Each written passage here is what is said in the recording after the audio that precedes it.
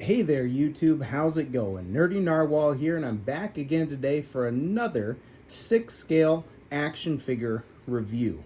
Today we're going to be taking a look at an oldie, but still a goodie, CooModel Knight action figure. This is a CooModel Knights Crusader, and I just happened upon it in a shop, and I thought, it's been so long since I've taken a look or really messed around with an older CooModel figure. Now, these guys really didn't start, but they really popularized the whole medieval collection thing, for me at least. And recently, they've done some crazy complex stuff. I've looked at it in a couple of reviews more recently, and I thought maybe it'll be fun to go back and take a look kind of at where it all began. This is the CooModel SE005 Crusader, specifically the Knights Templar, and it's such a classic. Everyone knows the Knights Templar, so I thought it'd be fun to take a look at this guy. Now, without further ado, let's dive in. Now, I generally like to start a review just by taking a look at the overall aesthetics of the figure from a top to a bottom. And now here you can see he's got his classic great helm on. I've seen better 6-scale chainmail, but even from a distance on the shelf, that still is going to get the job done. He has his gauntlets, his big heckin' sword, and these pretty nice cloth boots. I'll go in close. You can see there is some weathering on his tunic. It's a little uniform, it's a little even, but it still looks nice. That weathering is not continued on the back there for his cape. It's a pretty, oh no, I guess, it is a little tiny bit continued back there, but it's still, for the most part, a pretty clean black cape. You have his nice shield, and that is metal there, and those are real metal rivets going in. Overall, if your goal is to have a cool-looking, classic kind of knight character, a crusader, a Templar, it's a pretty iconic look, and they nailed it. I have a pretty neat little Templar crusader on my 6-scale shelf. Now, full disclosure, I found this guy locally in a collectibles shop, and it was not complete with the box. So a couple of things that I know for a fact he's missing is a couple of extra hands, which is no real big deal to me. I'm going to keep these articulated gripping hands on there, not articulated, but the gripping hands on there for always and forever, like I usually do, so he can get a nice double grip on the sword. However, he is also missing a second belt, which contained his dagger, as well as a crucifix. I can find or make a 6-scale crucifix, no problem. And the dagger that came with this guy, much like that sword, was pretty much par for the course, pretty standard, pretty much the same thing that all of the CooModel Knight figures were coming with at the time. So it's not a big deal to hunt one of those down, and I probably have several extras lying around in my parts bin.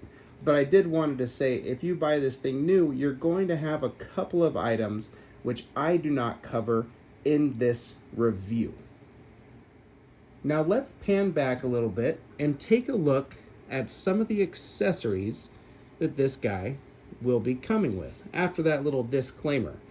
Now, I'm going to start off with the shield, and it is a pretty nice looking kite shield, big teardrop shaped kite shield, right? And now this was particularly used, to the best of my knowledge, mostly for mounted combat, as it would cover a good deal of what you would need covered in that scenario. But in the Bayou Tapestry, I think it's called, I'm not sure, I'm spacing on the name, a lot of the foot soldiers would also be using shields that looked kind of like this.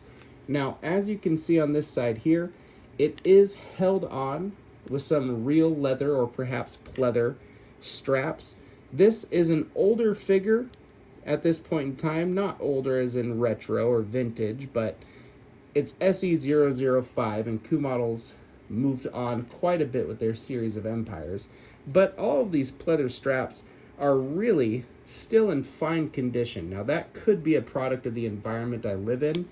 I know I have very favorable conditions for these pleather or leather, vinyl straps, whatever, that people often complain about wearing out. I have had items wear out, but generally, if I'm the first owner,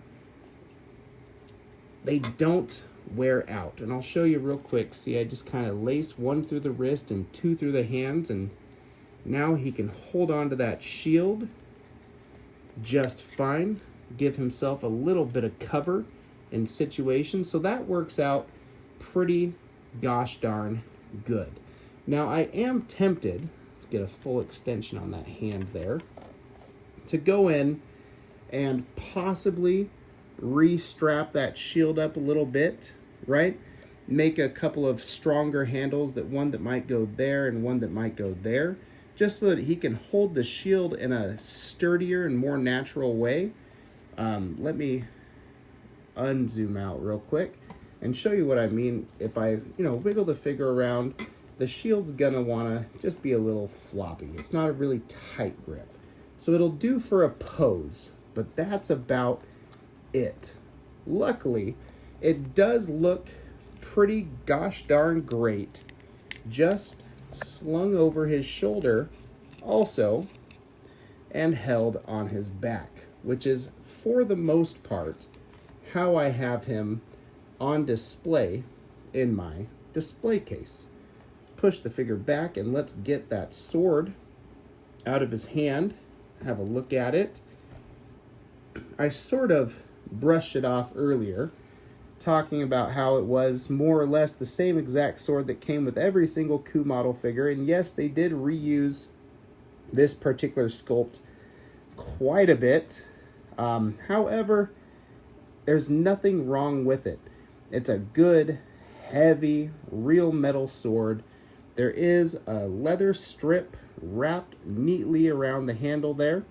Now, that could possibly come off. I've had to re-glue several of these. Just a small little dab right there at the end of it, and it usually holds on just fine and forever. Let's see if I can get a little bit closer with the zoom. There we go. And there's some good patterning work also.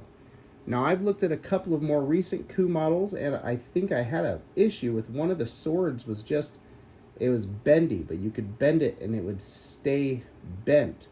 Not this one. It's a little bit thicker, a little bit heavier, but it absolutely feels sturdy, and much like it will not fall apart or break ever in the lifetime of my owning it. And I do love that and appreciate that about the older CooModel figures. Their accessories were not at all flimsy. So now I'm going to slide that into a scabbard there. The scabbard could slide out of that sword belt if I wanted it to. You could see how it's held on there. Just a couple of leather straps and pieces woven around it. I'm probably not going to do that, but it fits right in there.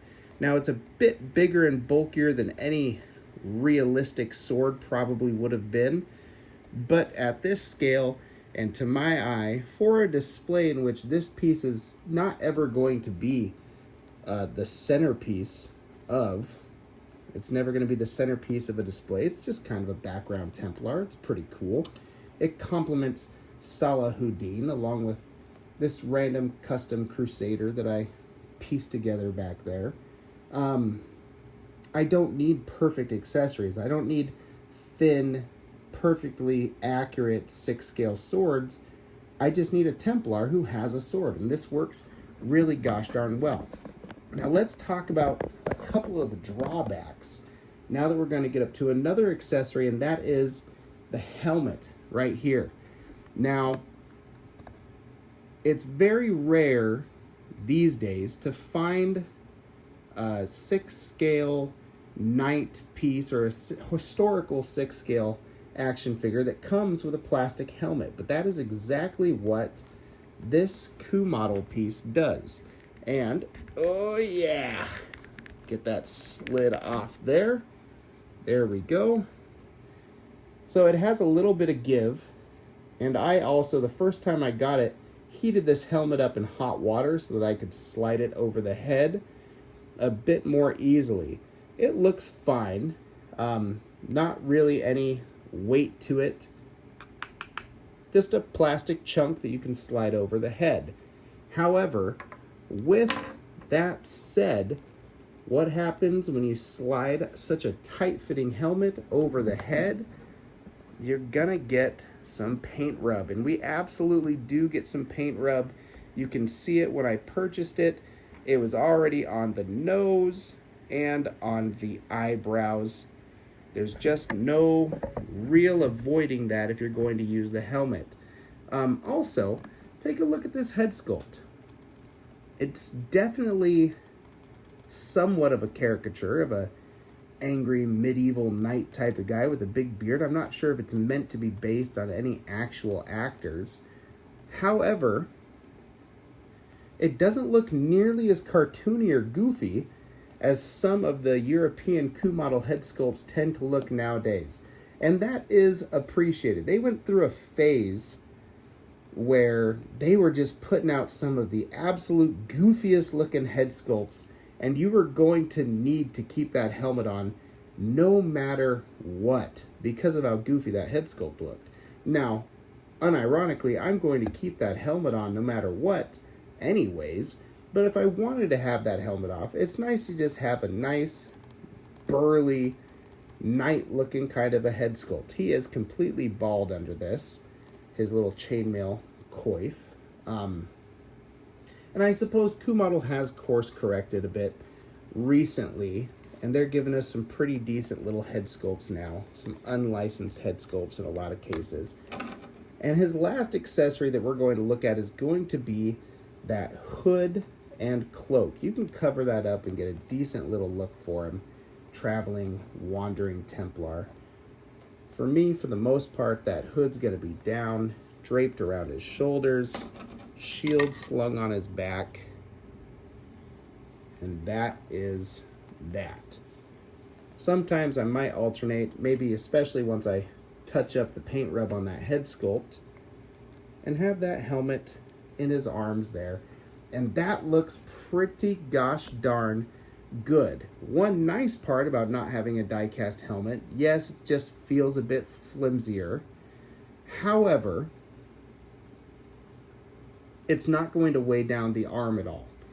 That arm is going to be able to hold that pose just about forever, and that's good because, as we'll see in the articulation section, this CooModel Templar, the body that they were using back then, is not quite up to the sturdy standards that we are used to nowadays. Let's have a look. All right, now I have our Templar stripped of accessories for this next piece, the articulation piece. Let's start with the head and see what we've got. You're going to be able to go left and right, relatively unhindered. You could rotate that all the way around. He can look up a bit, but the outfit is more or less going to push that head right back down. He can look down a bit more than he can look up. This is a one-piece head and neck system, which is pretty common with CooModel, and it works just fine there. You can get a lot more out of the torsos usually. Let's go for the T-pose. He can tee it off just a little bit over 90 degrees with those arms, and that's going to max it out. There is a butterfly joint, which will allow him to push his arms all the way in front of his body for all of those nice two-handed sword-wielding poses. There's a swivel up here at the elbow, which will allow you to rotate that arm even more if you want to. This joint up here is really tight on those older bodies. There's a good double-jointed elbow, as well as your standard 6-scale wrist pegs, which allow you to hinge and swivel just about all you want. Now, overall, this body feels a lot lighter than what CooModel is currently using. However, it's the same general idea. He can puff his chest out with that ab crunch, he can crunch forward about there without relying on anything coming from the hips yet. Now let's look at those hips. He's going to be able to kick all the way up there. Excellent unhindered double joint in the knee, as well as unrestrained. Oh, see, the ankle could pop off though, and that'll happen. That's not a die-cast ankle ball in there like they're using now also. It's just a plastic one. But relatively unrestrained freedom of movement from the ankle from those pretty nice leather boots that he comes wearing.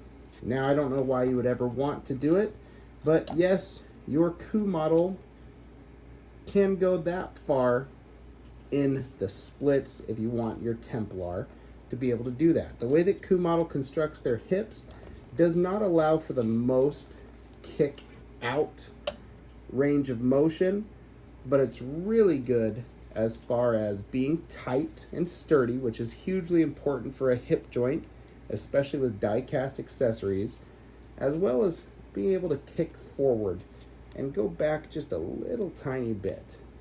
So overall, while the body isn't up to the standards we are used to from CooModel nowadays, on this piece, the SE005, you can really see the joint systems that CooModel were using are more or less the same as what they are now, just not quite as sturdy or as high quality as what we're seeing them use now. Also, because there's no die-cast pieces really, except for the accessories, it's pretty easy to strip this guy down. His tunic is just tied on there at the sides. Perhaps you can see it. And port this onto a beefier, sturdier, newer CooModel body if you ever did have any issues such as a joint getting loose. That said, this guy, once again, I found it on display in a local shop, and who knows how it was used, how long it had been on display without a box, collecting dust in a case, and I snagged it right then and there, and the body is giving me absolutely no problems. The hardest part, the biggest beef that I have with this figure, is how big of a pain in the ass it is to get that helmet on over his ears and over his nose. You can see it just wants to fight me every step of the way. But once I've gotten it on, especially after I did that hot water trick, not sure if it came always being a bit too small for the head, or if I just had one that had been warped from its time on display. But there we go. Let's see if we can get the lighting right to see his eyes under there. Just barely can we see his eyes. Awesome. But either way, I'm pretty happy with this. Now let's talk about price, because I would say go ahead and snag this CooModel Templar. If you find one for about a little under $200, it's still absolutely a good buy.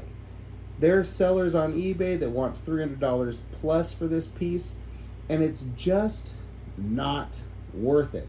Especially as there's no shortage of Templar, classic Templars with the red cross on their chest, which I know may or may not be historically accurate, but that's how they are depicted. That's what I want on the shelf. There's no shortage of those in 1/6 scale.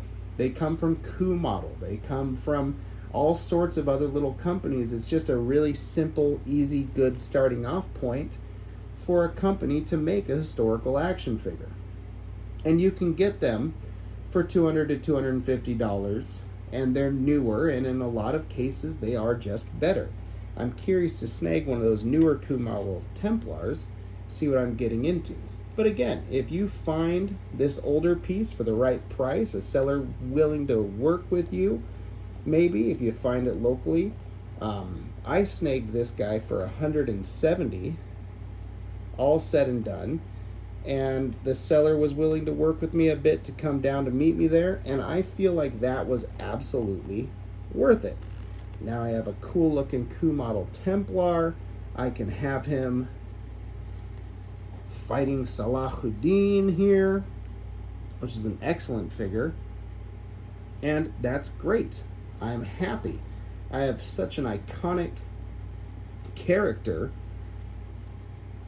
for my historical shelf. And that makes me feel good. So, you know, once again, how I usually end these reviews, I'm here to help you make an informed purchasing decision if you're a collector with tastes similar to mine. And that's how I felt about this figure. It's got awesome, well-layered outfit. There's the chainmail. It has its leathers underneath there. It all looks really, really good. The gambeson and all that. CooModel was knocking it out of the park. And you can see where they built off of this to get some of their newer stuff. If I've failed to answer any questions for you in this video, feel free to leave me a comment. I'll get back to you as soon as I can, either in a message or I'll make a shorts if your question warrants a longer look into something. Otherwise, let me know. Do you still have your old CooModel Templar? Do you still enjoy the figure as much as I'm honestly enjoying having this piece on display now? I'm curious what you guys think. Anyways, that's going to wrap up this review, you guys. Stay happy, stay healthy, and keep on collecting. Nerdy Narwhal out.